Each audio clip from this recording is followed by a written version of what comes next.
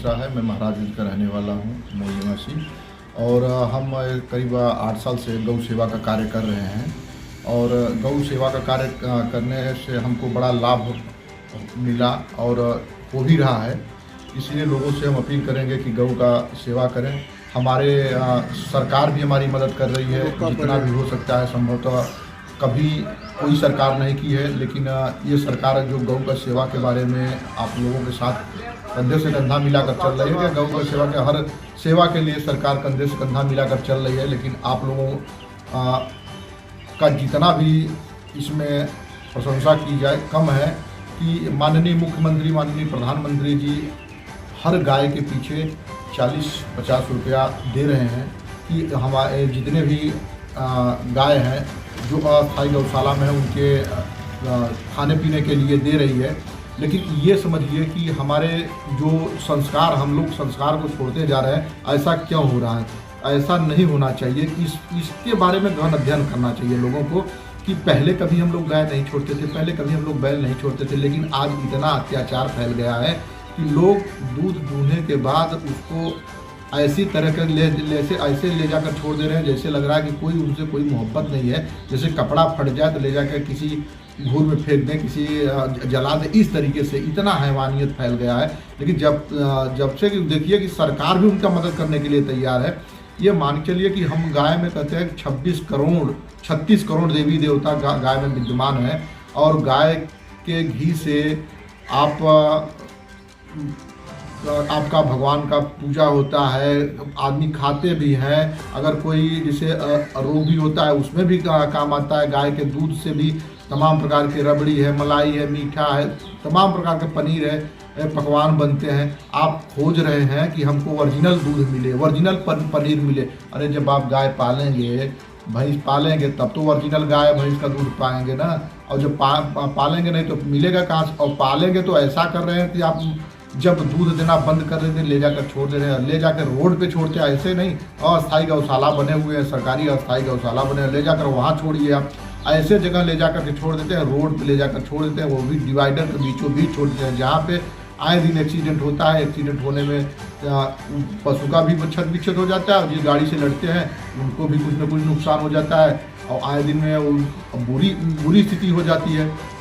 ऐसे महान भाव से हमारा हाथ जोड़ कर निवेदन है कि एक रोटी आप कम खाइए, लेकिन अपने संस्कार को, अपने समाज को सुदृढ़ और स्वच्छ बनाइए।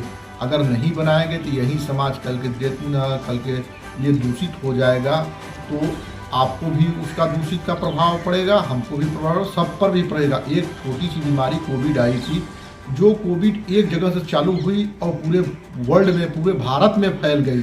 और ऐसा जिसके घर जो बहुत बड़े रईस थे, बहुत बड़े पैसे वाले, तो उनके घर में खाना बनाने वाले जाते थे, भाई वो अपने हाथ से बनाते थे, खाना बनाने वाले जाते थे, उनके वजह से उनको भी फैल गया। ऐसा नहीं कि कोई बीमारी से कोई छूटा हो जाएगा, ऐसा नहीं है। सरकार हर समय मदद कर रही है। माननीय मुख्यमंत्री हमारे योगी महोदय जितना मदद करना चाह रहे हैं उससे ज़्यादा मदद कर रहे हैं। आगे आने वाले समय में भी हम लोगों के लिए वो परमानेंट रहेंगे, और हम लोग चाहेंगे कि हमेशा के लिए वो हम लोगों के देख रेख के लिए बने रहें, हम लोग उनके छत्र छाया में पलते रहें। एक 26 करोड़ जनसंख्या है उत्तर प्रदेश का, और एक अकेला मुख्यमंत्री 26 करोड़ जनसंख्या चला रहा है। माने ये मान के लिए कि विदेशों में इतने बड़े आबादी का एक देश होता है, इतनी जनसंख्या नहीं है विदेशों में, जितनी संख्या उत्तर प्रदेश की जनसंख्या है। तब पर भी हमारे मुख्यमंत्री महोदय ऐसे चला रहे हैं जैसे लग रहा है कि एक छोटा सा घर चला रहे हैं। कहीं कोई बलवा नहीं, कहीं कोई अत्याचार नहीं। अगर किसी के पास कोई कर रहा है तो तत्काल उसके साथ एक्शन किया जा रहा है, तत्काल उसको दंडित किया जा रहा है कि ऐसा फिर भविष्य में वो न करे। तो ऐसे मुख्यमंत्री को हम बारम्बार प्रणाम करेंगे। और मुख्यमंत्री के बारे में हम क्या कहें, मुख्यमंत्री हमारा स्वच्छ सुंदर छवि वाला मुख्यमंत्री है। न काहू से दुश्मनी, न काहू से दोस्ती, सबके लिए एक समान है हमारे मुख्यमंत्री। ऐसे एक छोटा सा और निवेदन है कि आप लोग इस समय धान की खेती करके, माने धान काट करके रखे होंगे, गेहूं की खेती कर रहे हैं, लेकिन जो आप लोग धान की जो पराली है उसको आप लोग खेत में जलाइए मत। जलाने से दूषित होता है और वातावरण भी गंदा होता है, प्रदूषण भी फैलता है और उसका कुछ उपयोग भी नहीं हो पाता। इसीलिए आपसे कहना चाहेंगे कि आप लोगों के माध्यम से भी हम कहेंगे कि जितने भी हमारे काश्तकार हैं, जो बंधु हमारे बहुत बड़े काश्तकार हैं, छोटे काश्तकार हैं, जितना भी आपके पास पराली हो सके कहीं न कहीं अस्थायी गौशाला में देने का कार्य करें, जिससे उनके चारे पानी का भी बंदोबस्त हो जाए और हमारे देश के विकास के लिए अहम आपका एक कदम आगे बढ़े। ऐसा कार्य करिए जिस कार्य से हमारे विकास में कोई रुकावट न आए। इसलिए आप, अगर आपसे नहीं हो पा रहा है, पराली नहीं पहुंचा पा रहे हैं, तो हमारा नंबर है 98 39 15 36 66। आप हमको कॉल करेंगे तो हम आपके यहाँ से जो भी हो सकेगा, जितना भी आपके पास रहेगा अवेलेबल, उठा करके अस्थायी गौशाला में देने का कार्य करेंगे। जय हिंद, जय गौ माता।